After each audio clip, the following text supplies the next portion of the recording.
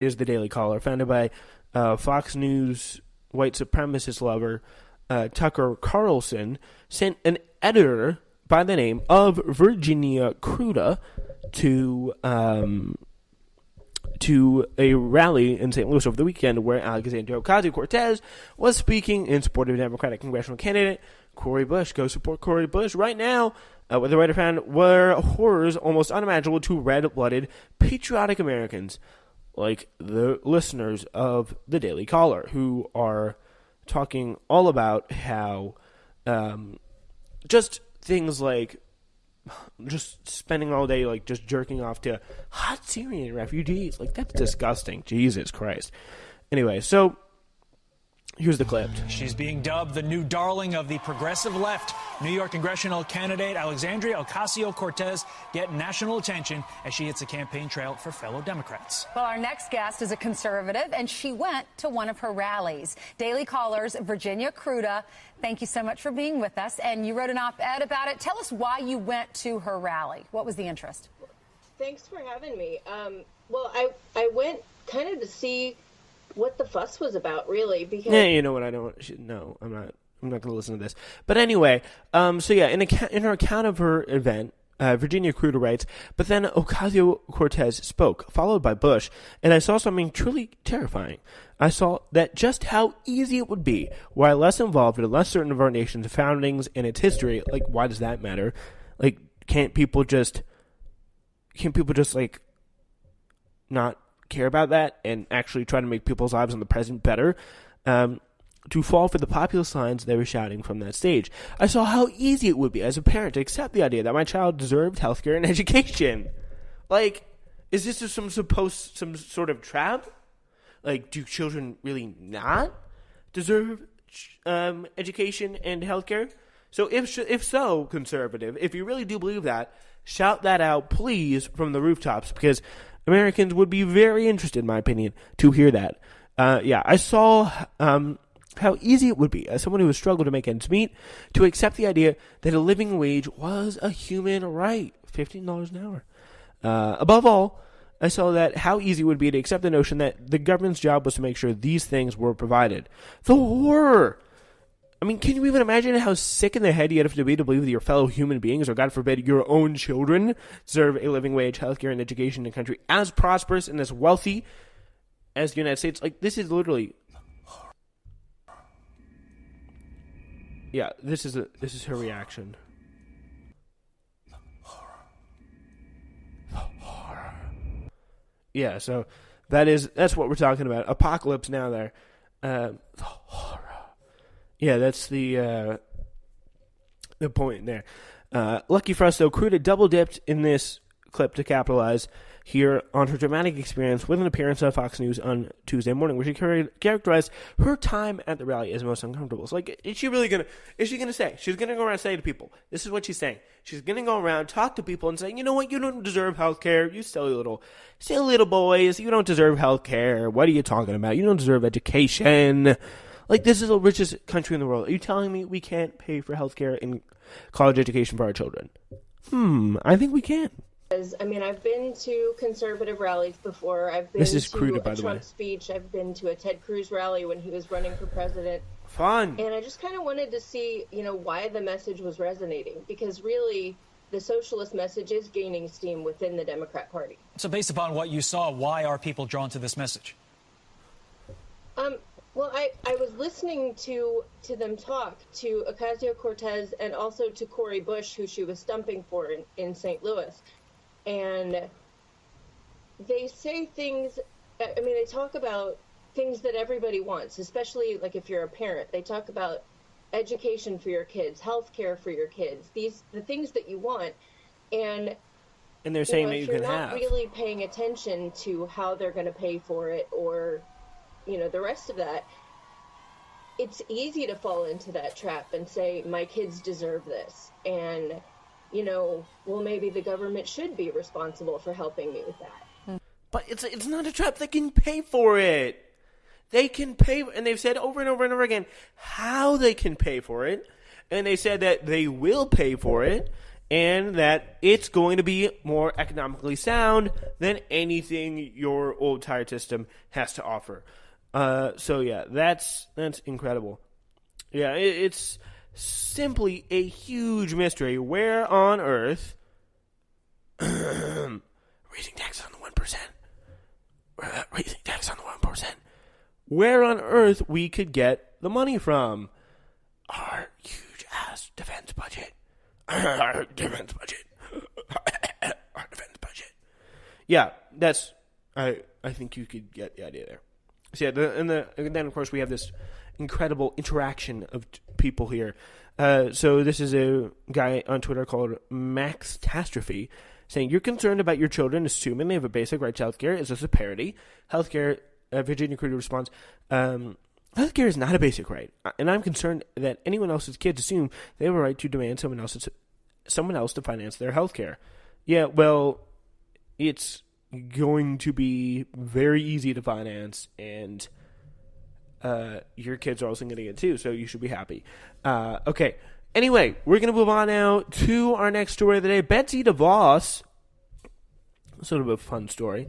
It's already been a very good week for petty vandalism against the Trump administration, but a new Hall of Fame contender has just entered the scene. Over the weekend, a $40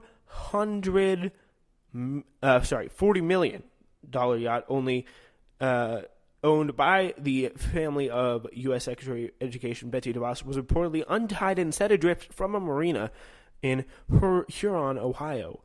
That's funny.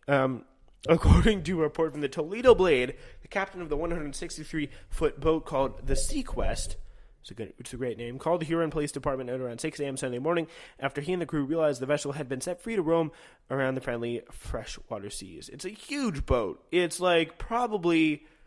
It's a very big boat. Very big boat. Jesus. That's a very nice boat, but it's big. It's a boat that should not belong to someone as unbelievably dumb as Betsy DeVos. Yeah. So she didn't get the best run out of that. So unfortunately, the Sequest was eventually apprehended, but it did suffer some battle scores along the way. The big boy slammed into a dock, causing somewhere between $5,000 to $10,000 worth of damages in the form of scrapes and scratches, the Blade wrote. Poor little baby. Police are looking for surveillance video to identify the hero responsible for this sick prank. The Sequest can reportedly accommodate 12 guests and 12 crew members, enough space for the entire Trump cabinet if Nikki Haley, Ryan Zinke, and Mike Pompeo are willing to make it a working vacay, and is one of 10 boats owned by the DeVos family. 10 boats! 10 boats! And then, remember how earlier this year Betsy DeVos tried to cut the education department funding by $3.6 billion? Ha ha ha, that's so funny. I love that. Yay, Betsy DeVos, making money, chilling in her 10 boats, literally 10 boats, and destroying our kids' education system. That's just the best. Yay. All right, now we move on to a much more important story. The White House's attempts to stop reporters from asking questions getting bigger. So the past 24 hours have seen the Trump administration bend so far backwards to avoid actually speaking with members of the press that it would make even the most limber Cirque du Soleil performer jealous. On Wednesday, the newly installed White House Communications Director Bill Shine blocked CNN reporter Caitlin Collins from a press event featuring President Donald Trump and, by the way, complete savage, European Commission President Jean-Claude Juncker in the White House Rose Garden. She says, I was blocked from attending an open press event because I posed questions that President Trump did not like. The White House did not like them as well. Earlier in the day during an event at the Oval Office, Shine, for his part, denied that Collins has been banned, saying, could you ask her if we ever use the word ban? As if saying that the word somehow not saying the word made everything better. You're just not allowed to come back for a very long time. You know, by the way, Fox News is supposed to be doing that network job. So pretty much what she was getting the news for all the TV networks. For what it's worth, Collins didn't really miss much. Trump and Uniker just simply issued 2 brief statements, took no question from the assembled reporters, but still, the White House's petty message came through loud and clear. And this is different. Like, the White House, they've always played stupid. They played dirty, but they've also played stupid. Bill Shine, he's from Fox News. He was Roger Ailes' protege, and that man does not play stupid. So look for more of this to come, and it's not like it hasn't already, but this guy is petty, this guy's bad, and this guy is something to be watched out for, pretty much. Yeah, so for what's worth, not much missed. And the administration's pains to avoid press scrutiny got even more insane on Thursday when the White House cited bad weather as the reason he'd be driving, rather than taking a helicopter to join base Andrews, where he was set to depart on Iowa this afternoon. There's just one problem. According to the government's own forecast, the weather in D.C. today was mostly sunny with a high near 88. So, pretty much a normal day. White House reporter Hallie Jackson says, "View from my office window as the White House makes a bad weather call, meaning the president will take a car to Andrews rather than depart via his helicopter from the South Lawn, where reporters can gather to shout questions at him." Like, it's not like you have to answer them. Like, are they just worried he's going to be so compelled to answer them? So he's going to be like, yeah, here's the questions, here's the answers. Like, no. Like, stop. This is just getting really ridiculous. So, I mean, why drive when it's a beautiful day to fly? Because it seems the president does not want to risk walking past reporters who, could ask him some questions, like their job, on the way to the helicopter. That's all very good stuff. Very, very good. Yeah.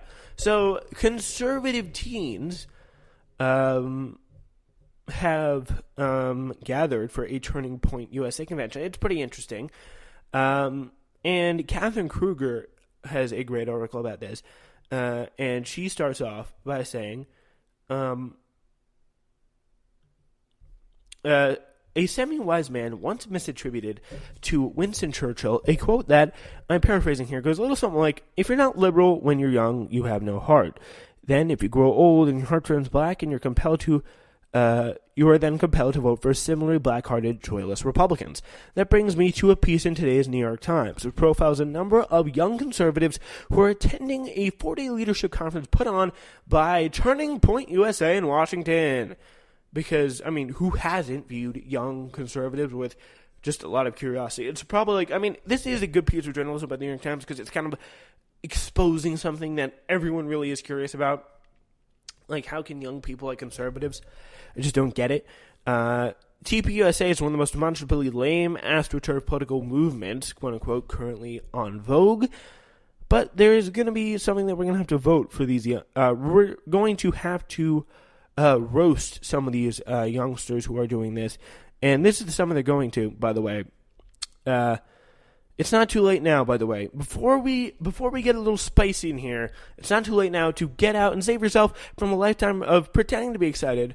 Oh, believe me, these people are very actually excited about crypt keepers like Louis Gohmert and Peter Thiel, confirmed speaker. Woohoo. Peter Thiel. That's just great. Yeah, so this is a video here from the High School Leadership Summit of 2018. Here's the surprise speaker. It's about to be announced. Should I bring him out? Let's bring out Counselor to the President, Kellyanne Conway. Oh! Kellyanne, spare me. Oh, wow, that's amazing. Kellyanne Conway is like Beyonce, but like cool. What? Like, shut up. Like, you actually think these people are interesting? Like, what? Yeah, so the story opens with Daniel Jacob, this New York Times story, a 15-year-old from New Jersey, asked what conservative means to him. Jacob responds, "I'm a conservative because I believe government should be fair." That makes sense. It's a nice answer. Very complete. Oh, wait, but there's more.